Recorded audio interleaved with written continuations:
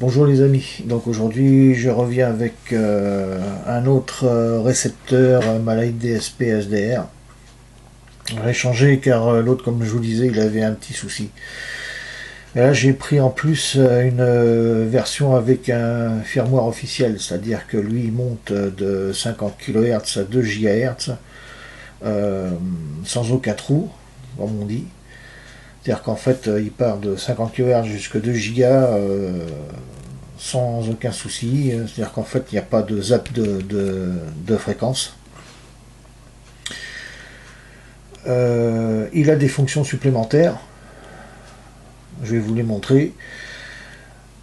Le fonctionnement, l'intérieur, enfin c'est-à-dire qu'en fait tout ce qu'il compose c'est exactement la même chose que celui que je vous ai présenté la dernière fois, sauf que celui-là, comme je vous dis, le firmware est différent avec des possibilités plus intéressante et une ergonomie d'utilisation plus sympa que l'autre, déjà un petit peu plus facile. Je dois dire que les gens qui ont conçu ce truc, franchement, ils ont fait un sacré boulot, quoi. Donc on peut déjà voir qu'il y a plus de fonctions sur la partie inférieure de l'écran. Donc hard, ça change pas, il y a toujours cette fonction là. Audio, visuel, filtre NR, mode et bande. Là maintenant, par contre, par rapport à l'autre version, là on peut aller sur la fonction hardware sans aucun souci, avec différentes fonctions. Je ne vais pas toutes vous les énumérer parce que sinon ça prendrait un temps fou. Ce qu'on peut déjà voir, c'est qu'il y a un préampli HF, fonction atténuateur, RF gain. On peut agir sur le MSI 001 qu'on ne pouvait pas faire avec la version d'essai sur l'autre. Voilà pour ça. Partie audio, donc là en fait on a aussi pas mal de fonctions qu'on n'avait pas sur l'autre, à savoir donc les filtres. On peut maintenant, par rapport à la version d'essai, avoir la FM en stéréo, plus une autre fonction que je vais vous montrer tout à l'heure, un squelch pour lorsqu'on écoute, mettons, de la NFM, sa fréquence des bus de la région, donc mais le dimanche, il n'y a pas grand-chose. Sinon, on aurait un souffle permanent. Voilà. Donc là, l'avantage, c'est qu'on peut couper. L'autre aussi avait cette fonction-là, mais était moins précis, les réglages étaient moindres.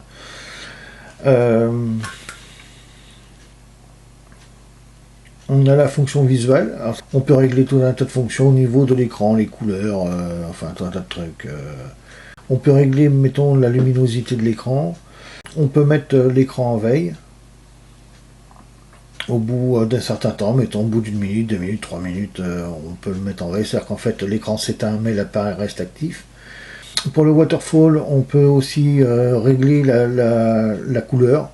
Bon, par défaut, on laisse en green mode. Alors, mode USB, LSB, AM, NFM, WFM, donc ça change pas, on a exactement les mêmes fonctions que sur l'autre. L'avantage c'est que là maintenant on a un accès direct sur l'écran et en plus maintenant on a la possibilité d'avoir un décodeur pour le CW, je vais vous montrer ça tout à l'heure. Et on a 5 banques de bandes qu'on peut programmer, c'est-à-dire qu'en fait on va se mettre sur une fréquence, la fréquence nous intéresse, on vient sur bande, on appuie sur M1, M2 ou M10, il y a 5 fois 10 bandes, donc ça fait 50 mémoires. Et rien que le fait de laisser appuyer sur mettons là, je reprends sur M8, je veux sauvegarder cette fréquence-là, je laisse appuyer. Voilà. Et une fois qu'il aura bipé, voilà, ça y est, la fréquence est sauvegardée. Voilà. Alors maintenant, une chose que je vais vous montrer, parce que bon, on va pas refaire toute la visite de cette radio. On va passer, mettons, en mode FM. Alors, on va d'abord changer la bande. Voilà. Sur la banque numéro 3, sur la mémoire 26, 97.4. Voilà. C'est une station FM chez nous. Alors, il y a plusieurs fonctions. La fonction qui est vachement intéressante, c'est celle-là. On appuie sur le waterfall, on a la fonction RDS. Alors là, par contre, ce qu'il y a, c'est que comme le signal est un petit peu fort avec l'antenne que j'ai là, je vais donc changer l'antenne.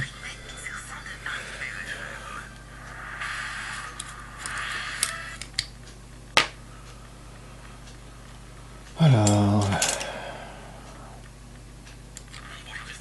il y a trop de signal à arriver sur la bande FM en fait.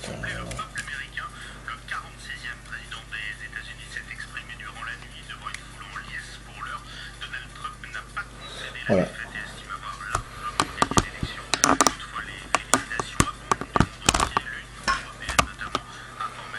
Là, on voit qu'on a la fonction RDS qui est activée.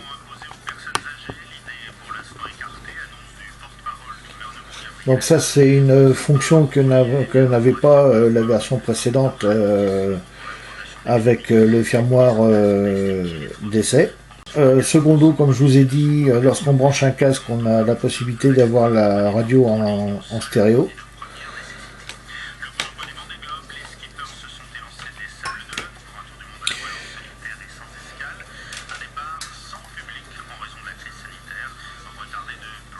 Là.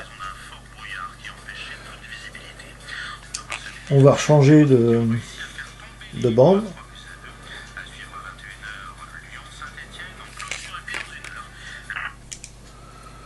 Voilà. On va revenir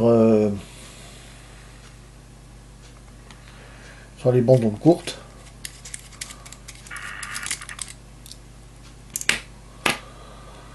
Où est-ce que mon antenne ?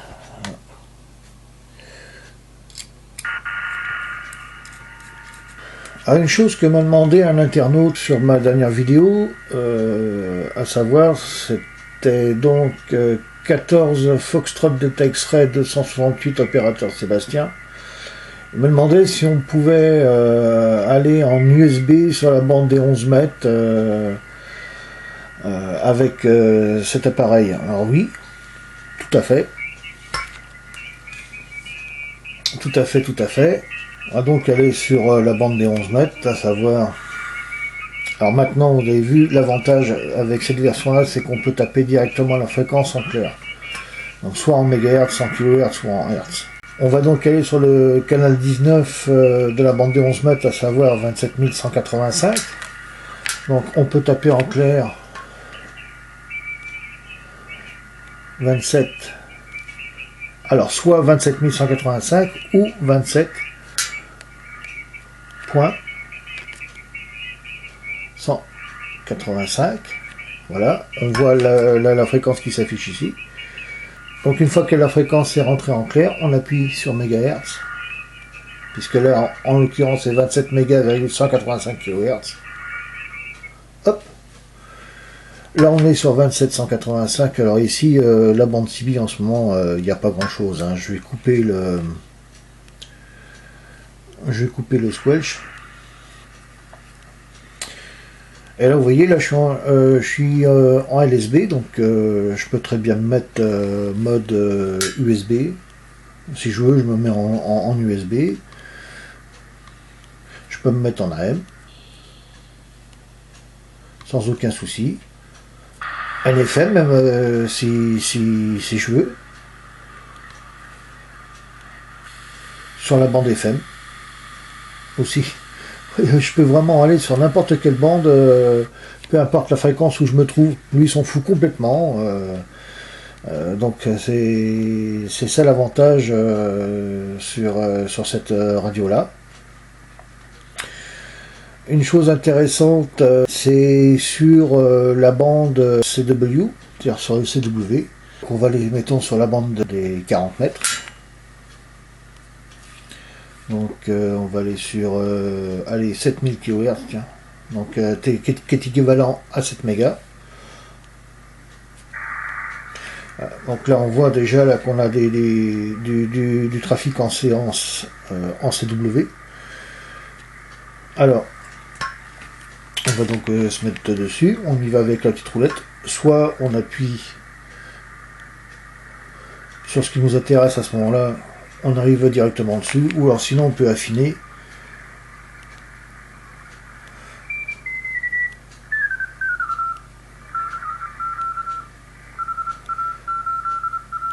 Sinon on peut affiner avec la roulette. Donc tous ceux qui sont un peu comme moi, qui ont du mal avec le morse, on va sur mode, pardon, on va sur mode, on appuie sur décodeur,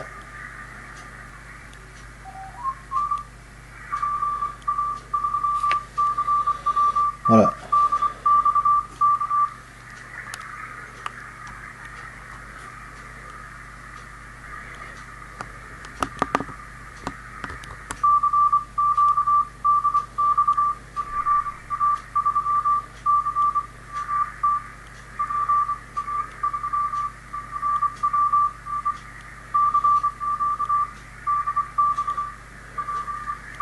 Ah, une chose qui est intéressante, là encore ça va, il n'y a pas trop de monde, mais on peut des fois s'apercevoir, on peut des fois avoir le cas où on a des stations très proches qui émettent. À ce moment-là, le lecteur est un petit peu perdu.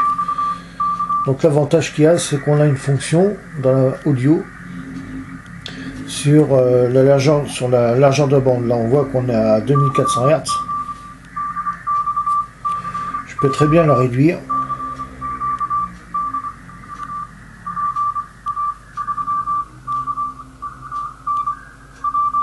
Voilà.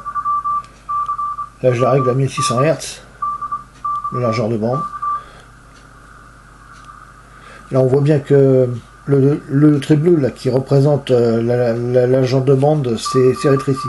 Ce qui fait qu'en fait, tout ce qui se trouve à côté, de la fréquence qui m'intéresse n'est pas pris en compte. Ce qui fait qu'en fait, là, le décodeur n'est pas gêné, quoi. Ne se retrouve pas saturé par plusieurs fréquences. Donc ce qui est relativement sympa.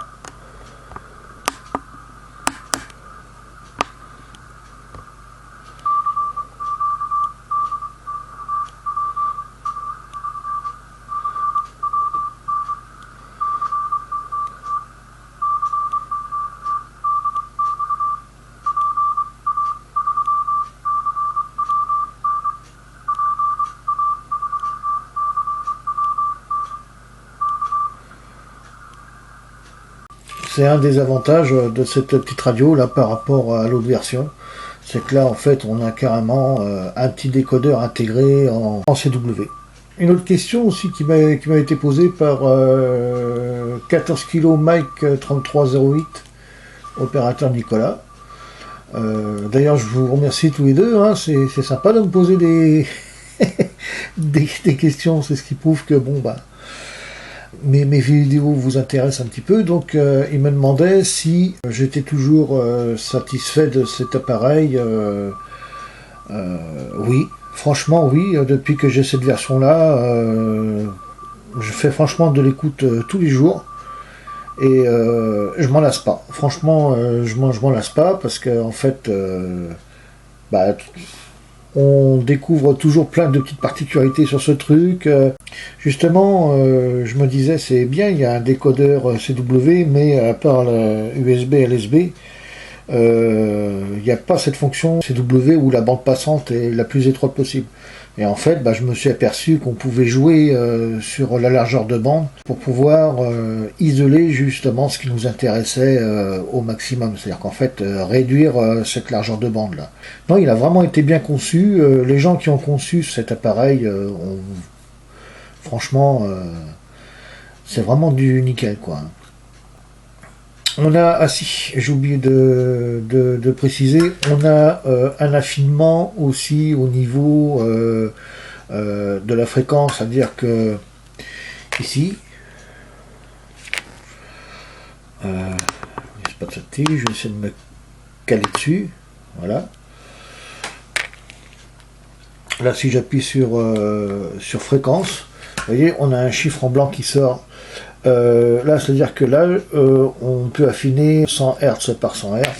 Même on peut descendre de 50 Hz en 50 Hz si on veut. Et on peut monter sur 1 kHz, 3,125 kHz, 5 kHz, 10 kHz. C'est-à-dire que là on peut soit changer la fréquence manuellement ou la taper directement sur le clavier et affiner si besoin lorsqu'on est en phonie, en BLU, la station qu'on est en train d'écouter. On retrouve toujours la prise casque, à savoir qu'on peut soit choisir la fonction haut-parleur externe, je ne sais pas si on va pouvoir le voir là. Voilà, donc soit la fonction haut-parleur externe, on appuie une fois dessus, là on peut avoir haut-parleur plus casque, ou simplement le casque,